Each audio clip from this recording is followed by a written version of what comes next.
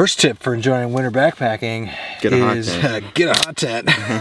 Welcome back from the depths of winter. We're out. It is mid-January here in Ohio. We're out doing some winter backpacking, so we figure why not talk about it. Yeah, everybody's asking, always wondering how everybody's keeping warm winter backpacking, and so we'll go over some things that we do. We've made other videos on this, but as our gear is constantly changing and as we're getting better and improving, we have updates. Yeah. All right, one tip that we've learned, and we've learned from making mistakes on, is that when you get to camp after winter backpacking, you need to have dry, warm footwear. And so there's a lot of different things people do. Some people carry separate, even boots, warm boots. We carry down booties with the what do they call those? Over booties. With the over booties. You're hiking all day in the snow, your feet are warm, good chance your feet are gonna be wet, especially if you got creek crossings. So when you get to camp and you're standing around, you need to have dry, warm shoes. People use bread bags, sometimes that'll work. That's a good tip. For a little, that's the classic Tim Watson move there. Have something to keep your feet warm when you get to camp so that you don't have to stand at, immediately go into your down and you can enjoy hanging out at camp. Yeah, so one thing I do in particular is I always wear waterproof boots in the winter just because I don't want to deal with cold, wet feet. So you can also extend that to you want to keep everything dry. And another tip is just keep the miles low so you're not constantly sweating, and just don't sweat in general. I don't know, we don't do more than probably 6 to 8 miles in a day in the winter.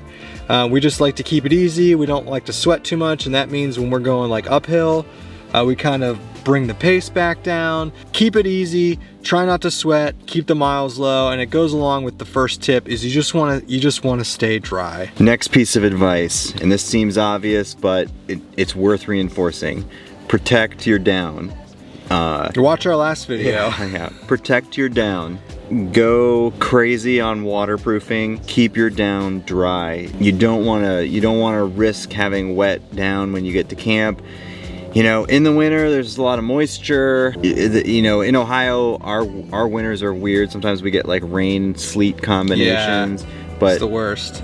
The last thing you want to have happen is you get to camp and your down's wet and you don't have something warm to get into. So protect your down at all costs. And that may mean, dry bags, multiple pack liners, whatever you need to do, protect it. Some little tips just we've learned throughout the course of doing this for a couple of years now is make sure your water is going to freeze overnight, so you can bury your water in snow. If you're using an alcohol or a canister stove, I would keep your alcohol in your jacket pocket and keep a canister close to you. You need to keep that stuff warm. I can't tell you how many times I've woken up and my water's frozen and it's hard to start a fire or start getting water boiling because the fuel is so cold.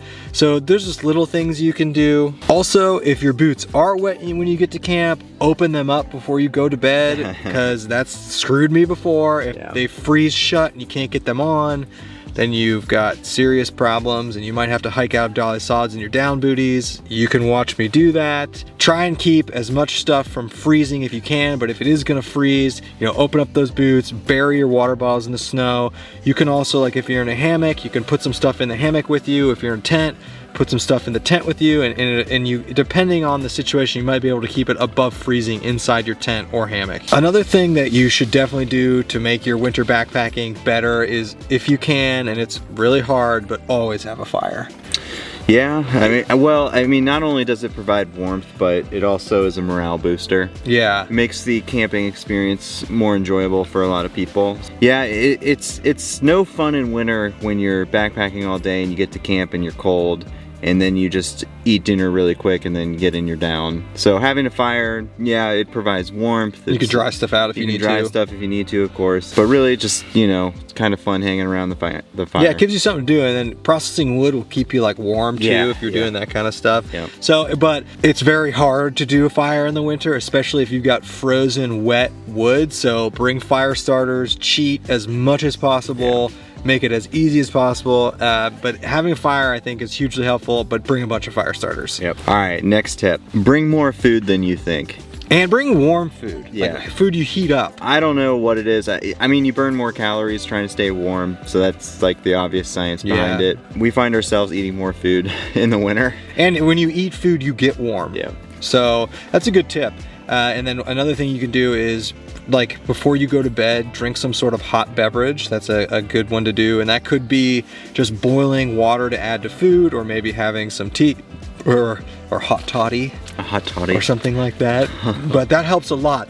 And the next tip is never go to bed cold. Jumping jacks, push-ups, whatever you need to do, it will take hours and hours and hours to get warm in your sleeping bag. Yeah. It's way easier to spend 5 or 10 minutes, I don't know, go process some wood or something, and get warm. Yeah, you try to get your feet warm before you go to bed, and that way you don't have to, your body doesn't have to spend hours warming up your feet. And so that's the last thing of mine that takes to get warm. And I always make the dumb mistake of going to bed with my feet a little cold, and then they eventually warm up, but it takes a long time.